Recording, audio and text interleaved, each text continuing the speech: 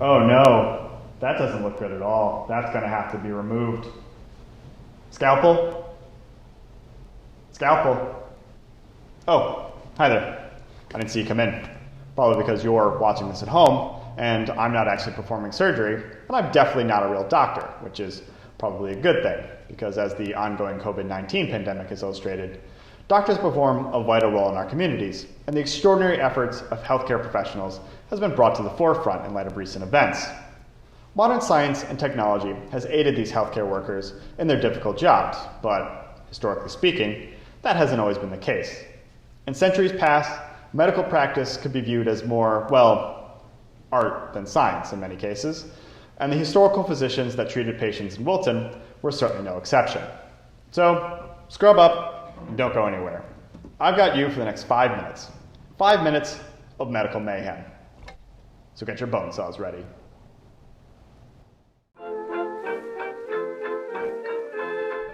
I'm Wilton Historical Society Associate Curator Nick Foster, and in this episode of History is Here, we're going to explore the enlightening and occasionally gruesome history of medicine in Wilton. The first confirmed physician in town was Dr. Abraham Chichester, who started practicing medicine as early as 1783.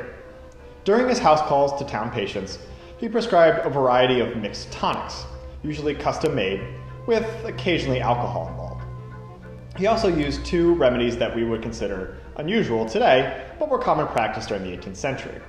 The first was bleedings, using blades or leeches.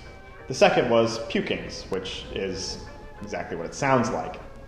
This was based on the balance of the four humors, the prevailing medical theory at the time, which, luckily, has been disproven today.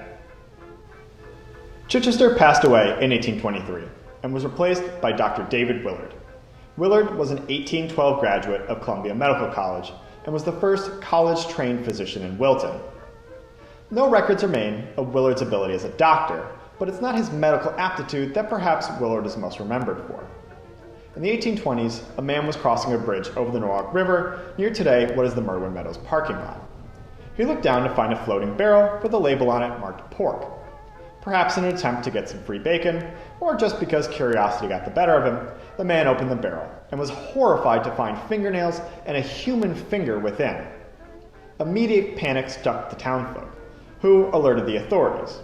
It was only after a short time that Dr. Willard came forward and revealed that he had purchased a cadaver from a hospital in New York City and had placed it within the barrel in the hopes to have it decompose faster so he could study the skeleton.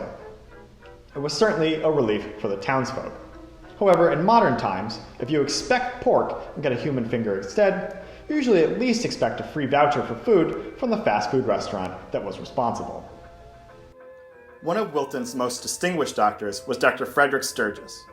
A member of the prominent Sturgis family of Fairfield County, Frederick attended Columbia Medical College and graduated in 1861. That same year, he received a surgical certification from the surgeons at New York Hospital. He soon joined three other Wilton doctors, Samuel Olmsted, Ambrose White, and Charles White, in joining the Union Army Medical Corps during the Civil War.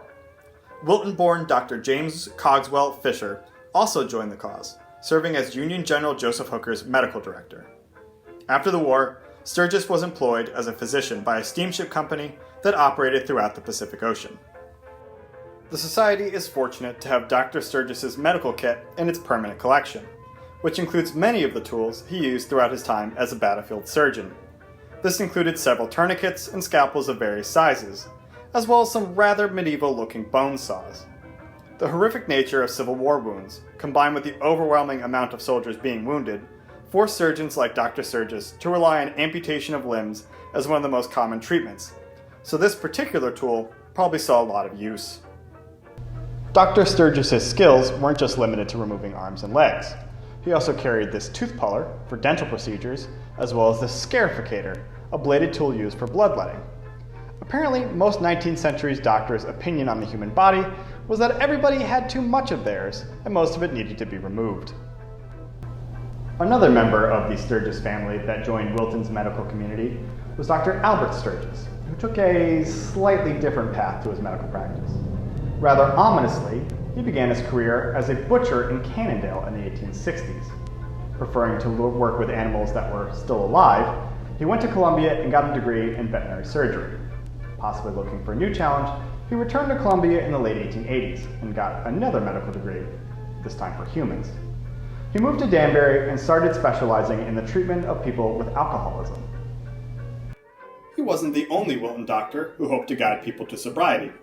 Dr. J. Edward Turner believed that alcoholism was a preventable disease, which was an idea at odds with the rest of the medical community in the mid-19th century.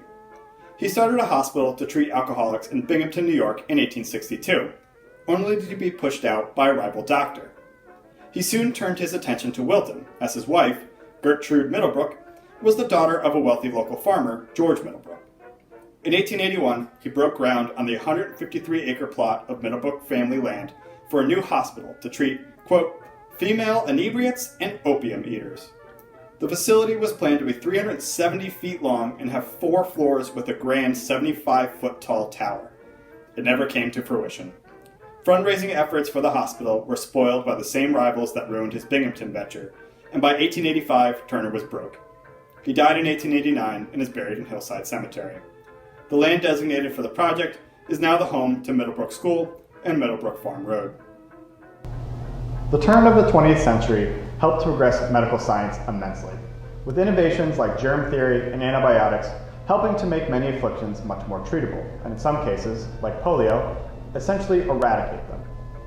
Wilton had a hand in that as well. One cardiologist, Dr. Ernst Boaz, owned a summer home in Wilton between 1924 and 1955. During that time, he developed the cardiotachometer, which was the predecessor for many of the cardiac monitoring systems used in intensive care units throughout the world today. As always, thanks for watching. Remember to wear your masks, and stay tuned for more history.